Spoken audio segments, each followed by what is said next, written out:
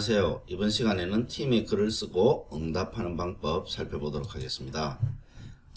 지난 시간에 팀의 학생들을 불러오는 방법들 살펴봤습니다. 두 가지 방법이 있는데 메일 주소를 입력하는 방법, 그 다음에 이제 코드로 입력하는 방법, 그 방법이 있습니다. 다른 방법으로는 또 하나는 그룹을 만들어서요. 오피스 365에서 그룹을 만들어서 그 그룹에 예를 들어서 2학년 1반이라는 그룹을 만들고 거기다가 학생들을 다 넣어서 이렇게 해서 이 그룹을 전체를 이 팀에서 불러와 가지고 이제 이 반을 형성하는 방법이 있습니다. 쉽기는 하지만 만약에 오피스 365의 관리자가 아니라고 하면 어렵기 때문에 이 방법보다는 학생들로 하여금 이렇게 수업 코드를 이용해서 등록을 해서 참가하는 방법을 가장 많이 추천해 드립니다. 그런데 우리 학교 외에 다른 테넌트로 들어오는 이런 게스트는 수업 코드로 참여할 수 없습니다. 보통은 한 학교에서 테넌트를 가지고 있다고 하면은 관리자가 돼서 이렇게 사용할 수 있는데요. 뭐 인천광역시에 있는 전체 메일 주소를 이용한다. 그럴 때는 게스트는 거의 없습니다. 반면에 이제 교사가 외부의 메일 주소를 등록해 가지고 그 사람을 불러올 수 있는데요. 그게 게스트라고 합니다. 그래서 게스트로는 수업 코드로 참여하기 힘들다. 기억해 주시고요. 팀에서 가장 중요한 것은 뭐냐면 팀의 가장 중요한 여러 가지가 다 중요하겠죠. 하지만 팀은 이제 협업과 커뮤니케이션의 장이잖아요. 그게서 가장 중요한 것은 바로 대화입니다. 대화 부분. 여기 나와 있죠. 컨버세이션이라고 하고요.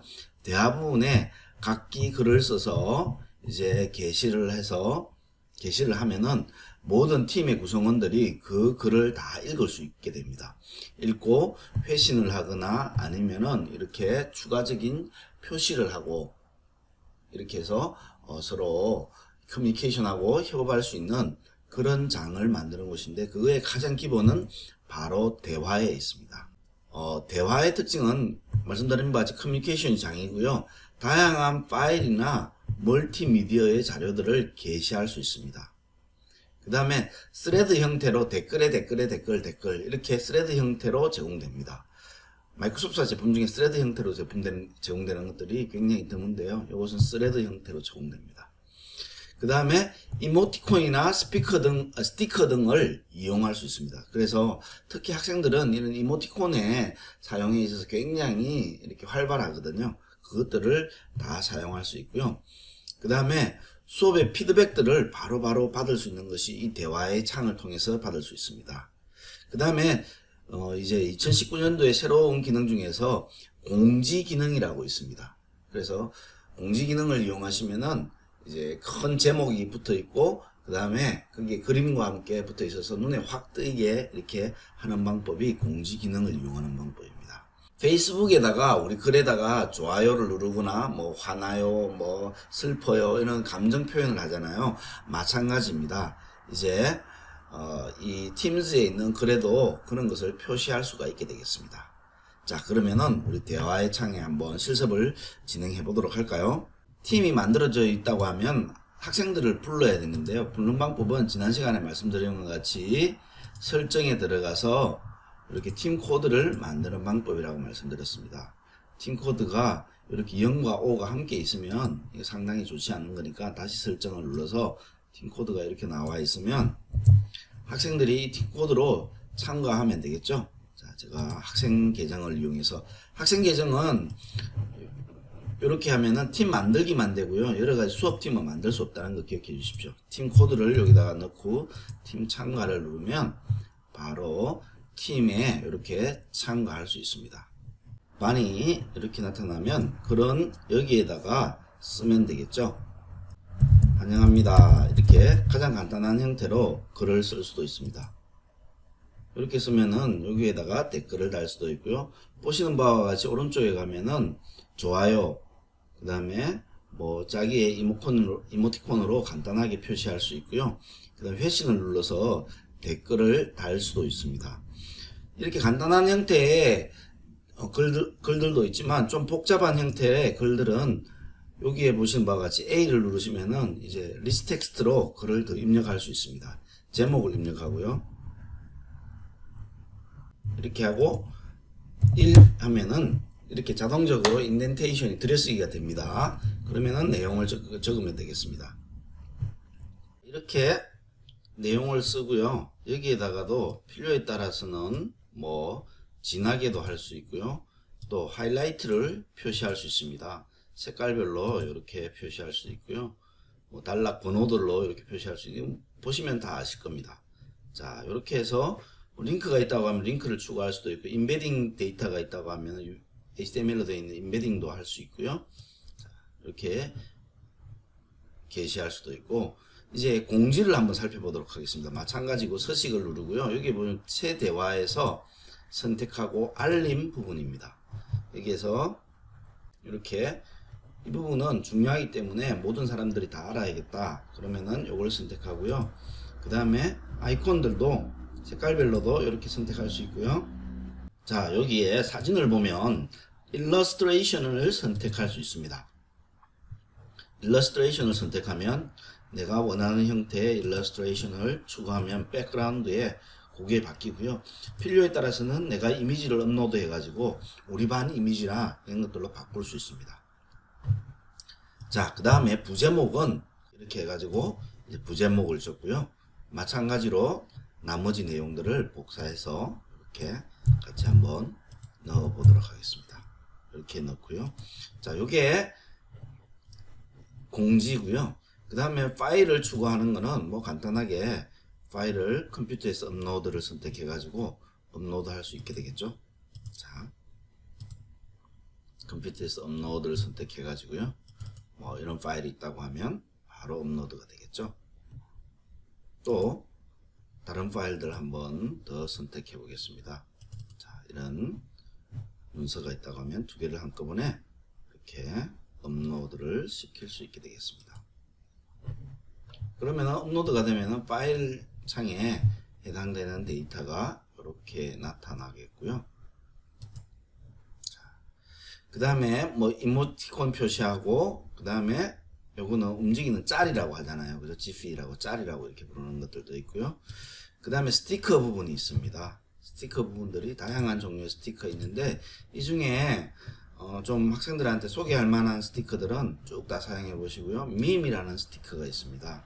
밈은 어떤 사진이나 이런 것들을 업로드 하고요. 캡션을 위아래로 표시할 수 있습니다.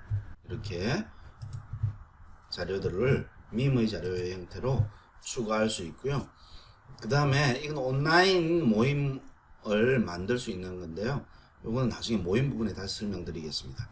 요걸 클릭하면은 이제 추가적인 앱들을 설치할 수 있습니다. 이 앱들 중에서 내가 필요한 것들이 있다고 하면은 이 앱들을 이용해서 날씨를 표시할 수 있고요. 이렇게 해가지고 날씨를 추가해서 서울 하면은 날씨가, 오늘의 날씨가 이렇게 추가됩니다. 자, 여기 앱들 중에서 프레이즈라고 하는 앱들이 있죠. 프레이즈라는 앱들 한번 선택해 보겠습니다. 선택해서 예를 들어서 김학생 해서 선택하고 선택했습니다. 미리 보기를 눌러서 이렇게 앱들이 이제 보내게 되는 거죠. 이렇게 하면 이제 칭찬 스티커가 이렇게 들어갈 수 있습니다. 그러면은 학생란에서는 이렇게 알림이 나오네요. 학생란에서는 이렇게 자신한테 그것들이 보내졌다는 것들이 알림으로 뜨고요. 이렇게 나타나게 되는 거죠. 자, 이게 팀에다가 글을 올리는 방법입니다. 가장 간단하게 사용할 수 있는 팀에다가 글을 올리는 방법 설명드렸습니다. 자, 글을 쓸 때는 가능하면은 리치 텍스트를 많이 이용하시기 바랍니다.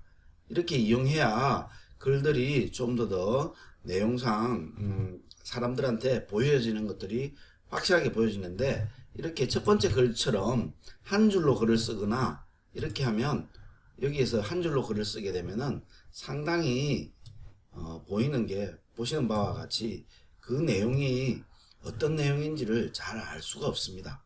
그래서 가능하면 좀 풍부하게 이렇게 리치 텍스트로 쓰거나 아니면은 공지를 이용하시면은 아주 좋겠습니다. 경우에 따라서는 게시된 글에 대해서 추가적인 작업이 가능한데요. 예를 들어서 추가적인 작업들 한번 진행해 보도록 하겠습니다. 자, 글들 중에서 글을 선택하면 게시물을 편집할 수 있거든요.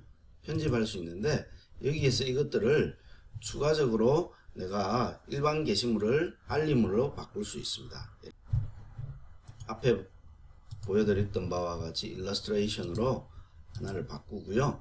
자, 여기에 보시면 메뉴 중에서 어떤 메뉴가 있냐면 모두 회신 가능이라고 이렇게 메뉴가 기본적으로 되어 있는데요. 이 알림 메시지에 답글을 달 수 있도록 하는 겁니다. 근데 어떤 알림 메시지에 대해서, 공지 메시지에 대해서는 답글을 다는 것들이 불편할 수도 있습니다.